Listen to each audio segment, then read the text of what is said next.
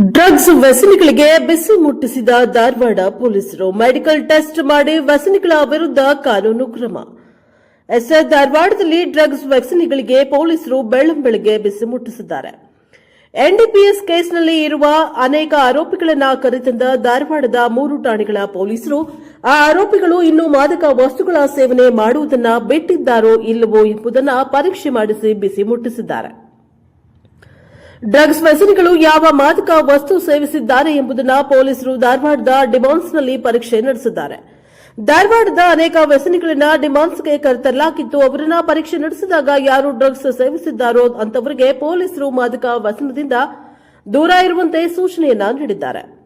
ACP Prashant ಸಿದ್ದನಗೌಡರ ನೇತೃತ್ವದಲ್ಲಿ 3 ಠಾಣೆಗಳ ಪೊಲೀಸರು drugs ವ್ಯಸನಿಗಳನ್ನ ಡಿಮಾನ್ಸ್ಗೆ ಕರೆತಂದು ಮೆಡಿಕಲ್ ಟೆಸ್ಟ್ ಮಾಡಿಸಿ ವ್ಯಸನಿಗಳ ವಿರುದ್ಧ ಕಾನೂನು ಕ್ರಮ ಕೈಗೊಂಡು ಖಡಕ್ ಎಚ್ಚರಿಕೆ ನೀಡಿದ್ದಾರೆ.